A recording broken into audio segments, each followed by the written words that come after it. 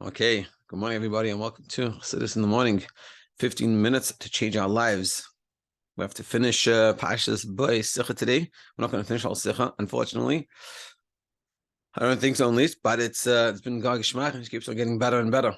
So let's jump right in. So we're talking about the difference between the Ches and the Hey, Bittul, Matzah, and Chametz.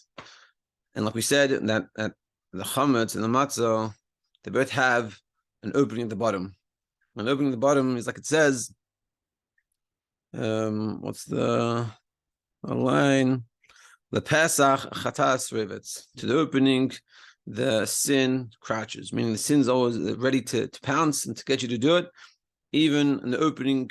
And so I looked it up, that it doesn't really quote it from anywhere. I looked it up and I found it that I think it's in the Medrash, that it's that like even at the time of death, you're about to go, the sin's always ready to come pounce on you. So we all have this. So whether you're a ches or whether you're a hey, they both have that opening at the bottom. But the difference is the hey has a little opening on the side, and that's sort of the way out. That's tshuva.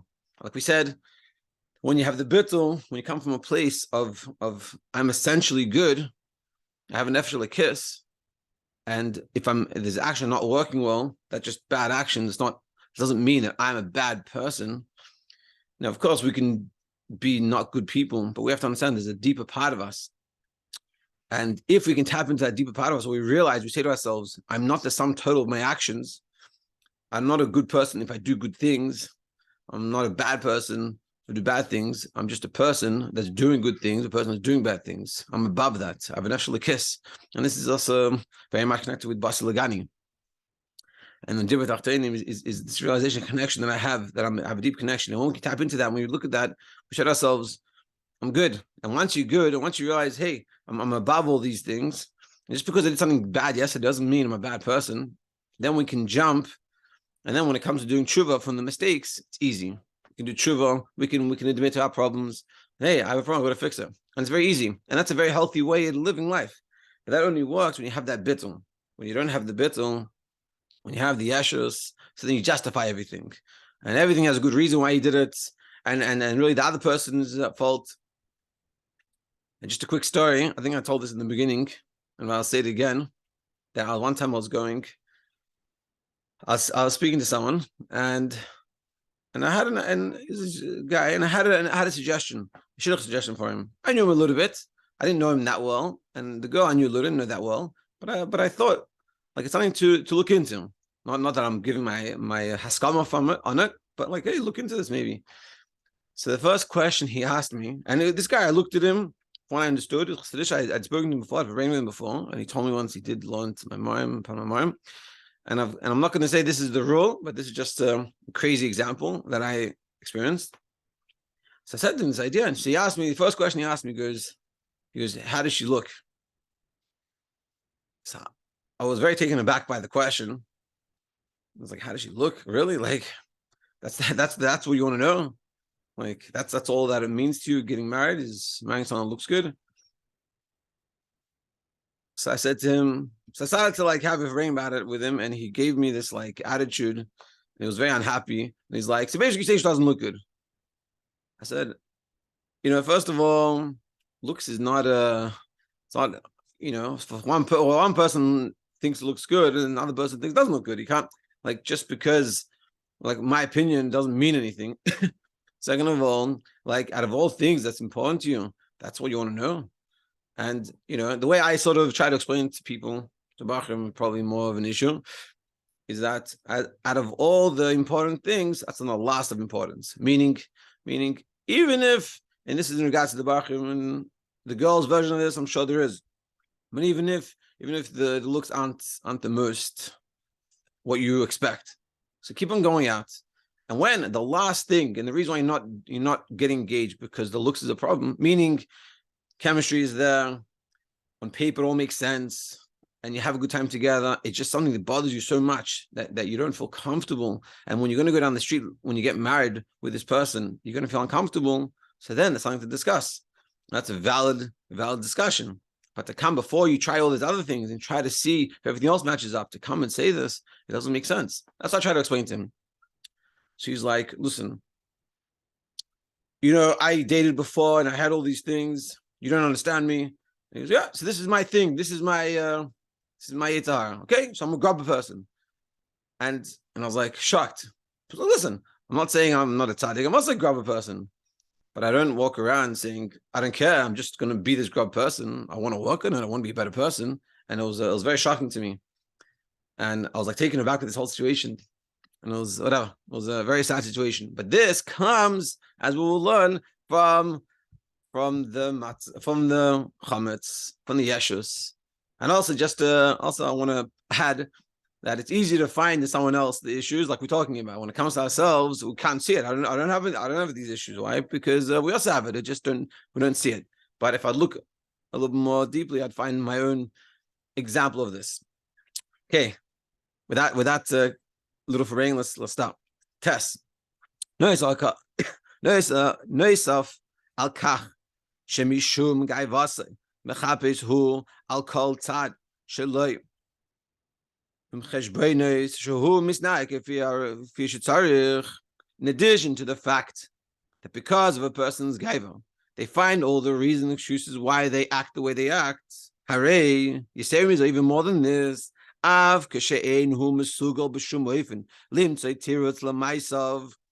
when we get to the point that there's no excuse we can give ourselves for what we've done. We just push it wrong. We shouldn't have done it. And there's no excuses. There's no real, even when we try to find an excuse for it, we can't find. That's how bad it is. What do?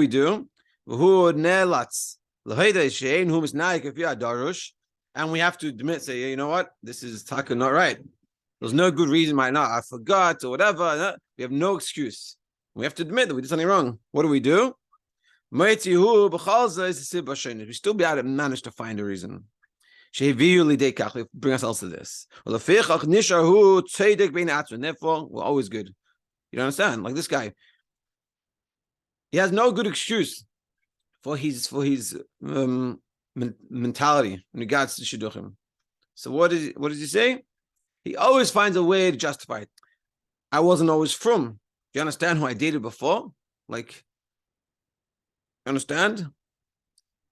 And this is what he says to himself. Well, that's what we say to ourselves. He gives different reasons. Boy, Keish, like this guy told me, my Yetzer Hara is so strong. You don't have my Yetzer Hara. You don't understand. The Gemara itself says this, and there is showing that a person can even use the Torah to justify these wrong mentality. That Hashem is the mischaret. He wishes. I forgot the word for it. He takes back. He feels bad that he made the Yetzer Hara. So he says, what do you want from me? Even the Abish is unhappy about the Yetzer Hara. Of course, it's because of me. It's my problem, my struggle, my Yetzer Hara. Like this guy was saying, my Yetzer Hara. You don't understand my Yetzer Hara. It's so hard.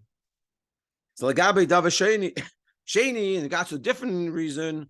He gives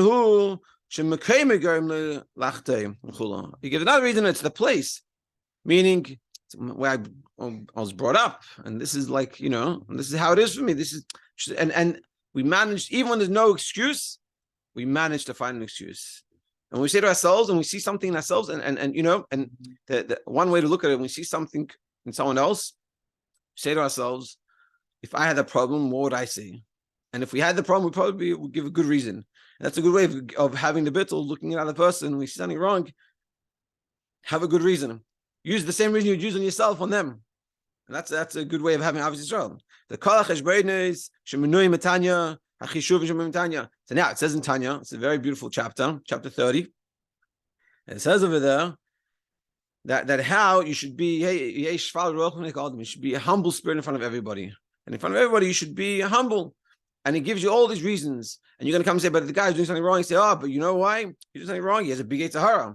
Or you say, you know, look at the way he works. You don't work all day. And even if you're doing the same thing, that in the same situation as he is, and he's doing much worse, he or she doing much worse, you say to yourself, my Yetzer Hara is not as strong as theirs. You give all the reasons you can find to justify that other person's actions and not judge them. And on yourself, you can be very judging. Now, of course, Of course, it doesn't mean we can be hard on ourselves and beat ourselves down and make ourselves feel bad. That's not the point. The point is we have to be humble. And being humble is the key to having a successful life. It doesn't mean I'm a nobody. It doesn't mean I'm a schmata. It doesn't mean everyone can trample on all over me. But it just means that I don't have to justify all my bad actions, and I can be honest with myself, and I can judge other people favorably. It's a beautiful chapter. You can go learn it. And all those things, but the point is that whole Vart of Tanya is about the other person, how to justify their actions. It's not about you justifying your own actions, it's about their actions. But this person, because of the Yeshus, because of the Ches, because of the Chametz, justifying their actions. Because on that parak, it's all about the other person, find good reasons and to judge him favorably. And this person does it for himself, meaning we can't make the justifications for ourselves. And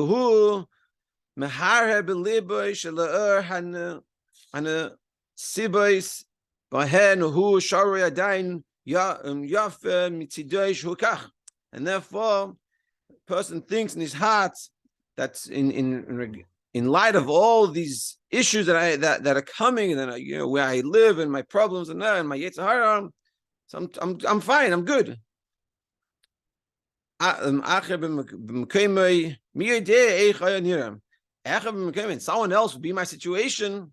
How do you know how they would do? Moshe Beinu was bittul. They say, what was bittul of Moshe Beinu?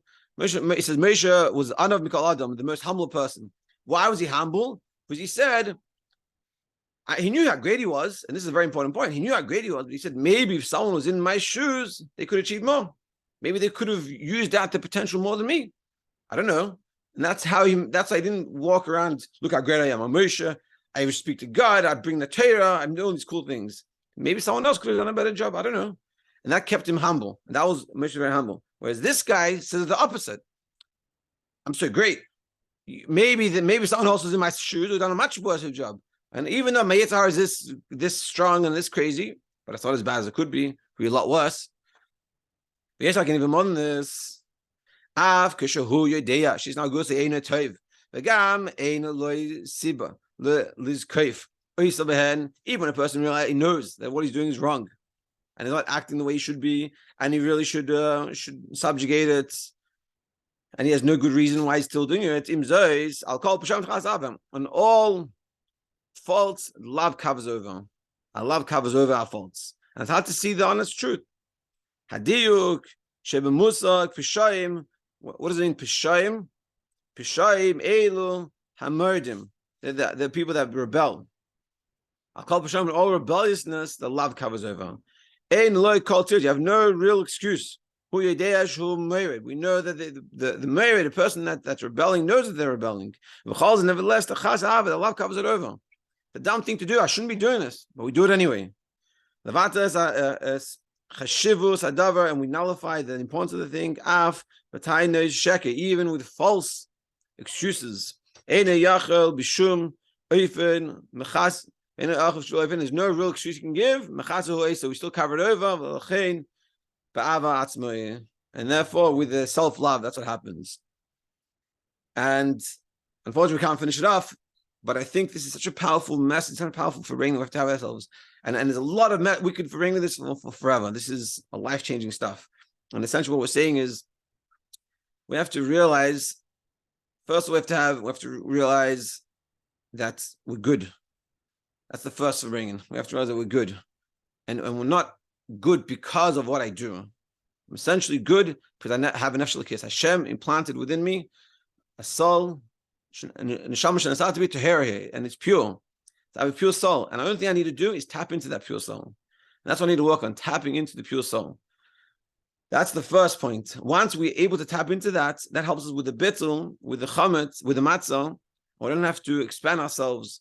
And therefore, the beauty of it is we can do the right things, and when there's a mistake, we can fix the mistake, and we don't have to get into all these issues. And when we do something wrong, it doesn't get stretched out. Someone that has a good bittul, especially let's say in a relationship, in a marriage. So you get into an argument, you argue about something. Someone with yeshus, they keep on arguing. Someone with bittul says, "Hey, look, I hear you. You know what?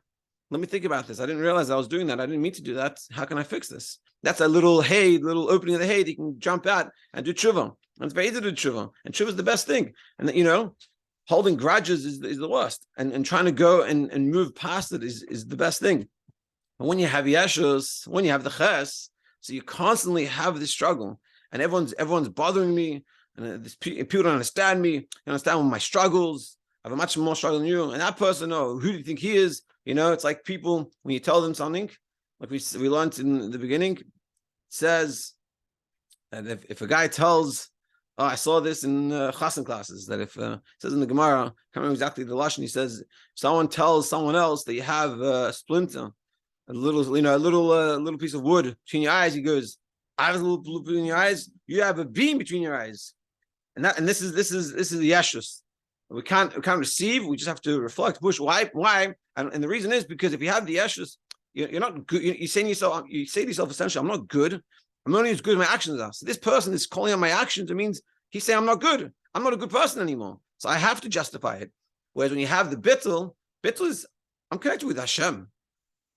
I did something wrong. Yeah, it's not good. I got to fix that. But I'm connected to Hashem.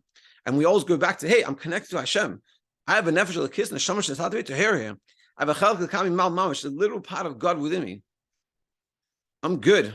And this is we should frame about this, and we should try to internalize. And for Shabbos, it's a good opportunity to talk to people about this. And this is ultimately Basar Lagani, because Basar Lagani's whole vart is that we have to make it that we are der shvim, us, with all our faults and all our mistakes and all our unworthiness that we think we are the ones meant to bring Mashiach.